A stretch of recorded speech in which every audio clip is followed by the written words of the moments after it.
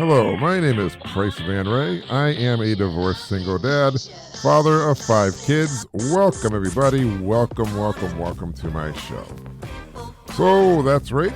If you are first-time listeners, welcome. I'm glad you're here. We can talk about anything you want, and we have a lot of topics that we do talk about here on a weekly basis. So today we are going to be talking about questions to ask before you get married.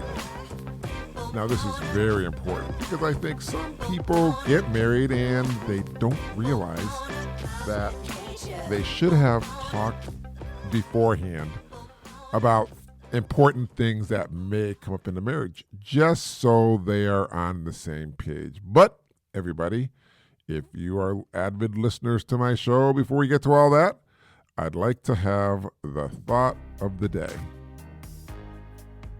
If you want to achieve success, stop asking permission. That's right. You just have to get out and do it. If you want to succeed, you don't have to ask anybody's permission because this is something personal for you, something just for you, and it's a decision that you have to make because nobody knows what kind of a success you want. Now, many people may want to have a successful marriage. They want to be successful as a parent. They might have a successful job or a successful business. But you need to stop asking permission. Like, do I need your permission to have a business? No, this is something you'll have to think about. You'll have to decide, just like if you want children. That's not something you really need permission for. You can just do it. Don't ask any questions. You don't need to ask permission. Always remember that. Believe in yourself, everybody. That being said, let's get on with the show. So, like I said, today's show is going to be about questions to ask before you get married. And, I may make a 2-parter on this down the road. I may come back because there are so many things you can ask. Because let's face it, getting married is a big deal, and you need to make sure you're on the same page. And that's why there are things you need to discuss, that's right, before you get married, because you probably don't need anybody to tell you that getting married is a huge deal, because it is a huge deal. But getting married is definitely a huge deal. That's right. It's not just all about the wedding, although that's part of it, and it's pretty special. But the marriage that follows will last you a lifetime. So you need to ensure you are as ready as possible, that you've listed the key questions to ask before the marriage, because this is a big pivotal point in your life. Now you got to make sure you ask these questions, not all these, the ones I'm asking, but questions you think that are prevalent. And my questions may help. And take time to answer each question, because you could even turn it into like a date night when it comes to the questions. When you take time out together to ensure you're really aligned before planning a wedding. But, you may want to do this when you start dating. So, some of the questions I would say is, why do you want to get married? That's right. I mean, it's arguably one of the most important questions to ask before marriage. What does marriage mean to each of you? And why is it important for you to be married? And do you want to get married? That's a big thing. Do you want to get married? And whether you want the stability, the legal recognition, the extra level of commitment, make sure you explain that marriage means to you specifically why it holds value. Because this is something you both need to be aware of, and you need to be on the same page. Wedding experts always say this is something both of you need to learn and be on the same page. Now, the wedding, let's face it, is just one day, whereas marriage is a lifetime. And you need to make sure you're doing it for all the right reasons, and that you both are thinking beyond the wedding, beyond life. Because if you make this bond, hopefully, I truly hope it lasts forever. Now, the other thing is, I would talk about how do you handle disagreements, because this is very important. A marriage isn't going to be all roses every single day, but you need to really be frank about this. Do you have a temper and tend to rage? Or do you prefer to calmly review things and explore what could be changed or done differently? Some people, they fly off the handle. They throw things, they break things. Is that the kind of a relationship you want to be in? Is this what you want for the rest of your life? And if somebody has a temper and they tend to rage, you got to say, hey, can you handle this? Is this something you signed up for? Because you never know, with a temper could come physical violence, and you don't want something like that. There's no real right or wrong way to disagree with each other, as long as it is respectful. But it's really important ahead of marriage to understand how and why you might disagree with each other, and to remember this: when inevitable disagreements happen, you need to talk it out. And remember, you both love each other, because this is very vital and this is very important. The other thing is, are you influenced by your parents' marriage? You know, this is pretty common for people to be influenced by relationships their parents had or have, even in adulthood. Some people cite their parents' 40-year marriage as a reason they want to get married, while others might avoid marriages due to witnessing a messy divorce. Now, everybody knows I am a divorced single dad, father of 5 kids. So my views on marriage probably is a lot different than anybody else's, because I've been through the mill. Everybody who gets divorced has been through the mill. I mean, I'm not the only one.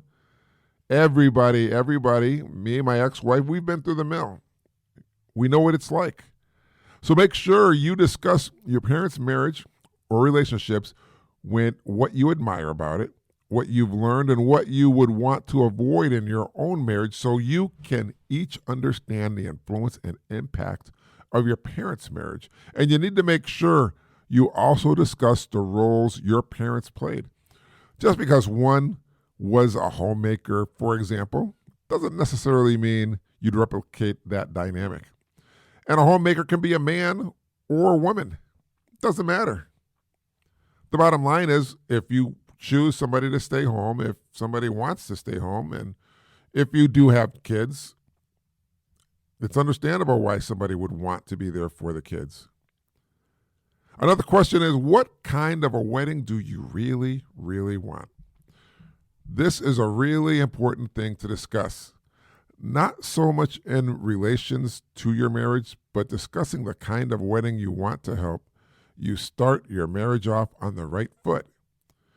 If you are dreaming of a lavish castle wedding and the other wants a registrar's office or justice of the peace, you're going to need to compromise and find some common ground so you can begin your newlywed life without any tension or resentment. Now, yes, there are people who say, I want to walk down the aisle with a white wedding gown. I want a big church. I want a castle. And yeah, it's true. Some people just may want to go to the justice of the peace and get it over with and say, okay, hey, we're married. That's it. Make it quick and simple. We don't have to spend a lot of money. We can just do it like this. So you really have to talk about who wants what, how you want it, because you don't want to get into a situation where you invest. And I'm going to tell you, a relationship is a huge investment. Where you invest your life, where you invest your time, where you invest your emotions into it, only to find out in the end you have different views on many things, and you're questioning whether or not this relationship is going to work out. Therefore, you have wasted your time. You have wasted your life unless you can live with it, unless you can say, okay, I'm very flexible, I'm bendable. I'm not saying it's not going to work, but I'm just saying these are questions you need to talk about. You need to understand. Because things in a relationship are not easy. Things in a relationship are hard. It's a relationship. It's two of you, not one. And it shouldn't be one-sided. It should be both of you who have an understanding that, hey, this is what's going to happen. This is how we're going to deal with things. This, honey, is the kind of wedding I want. So, next question is, What about each other's family? Now, for a lot of couples, family obligations change once you're married. Do you or your partner have any family traditions or commitments you've always observed? How do you or your spouse fit into those? If either of you already have children, it's essential that you discuss your feelings and expectations of family's life around this. It's important when you're sharing a life and a home that everyone feels heard and considered, and that you make time for the two of you as a couple, as well as for all of you as a blended family. Now, you also need to consider how much each other's families will be in your day-to-day life. Will your new mother-in-law provide childcare? Does your father expect to move in with you one day? How do you feel about the different family situations you might face? Well, if you're in a blended family and you currently have a custody arrangement in place, how would you feel if that changed one day and you had the children more?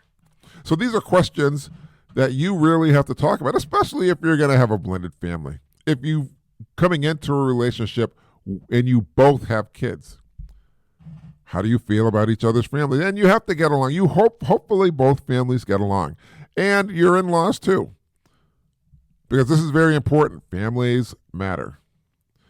The other thing, when you get married, this is a huge one. What will you do with your last name? I mean, this is no big one. It's a long-standing tradition that, the woman usually takes the husband's name.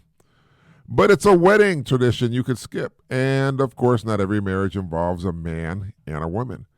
We live in a society today where men and men can get married and women can get married. So you'll have to decide what you want to do. You might want to keep your own last name, blend your names together, or invent a totally new name. Anything can go in this situation. But whatever you decide to do with your name, and it's your name, so it's entirely up to you. You should consider and discuss what you'll do if you have children. That's right, because children are another major factor. Assuming you can have children or you have children, that's a big factor. Next question is, how much alone time do you need? Now listen, everybody, this is a small thing, but it's a big impact. Understanding how much time you both need to decompress and how much time it takes before one of you feels lonely, and find a way to work around each other's needs for solitude. Everyone needs it sometimes, even just a little bit. It's also worth exploring what alone time means to each other. For some people, it might be a long bike ride. For others, it could be just reading a book or watching a TV show in a different area of your home.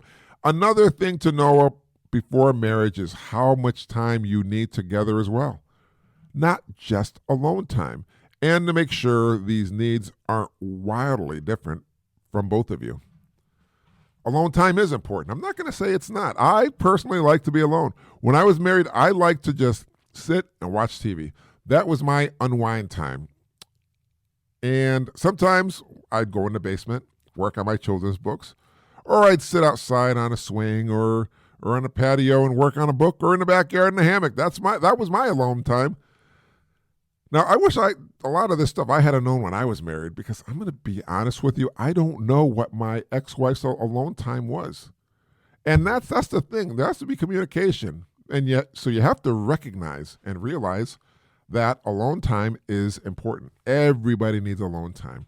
And they need to understand what alone time is. So if you interrupt that person, you're not offending that person.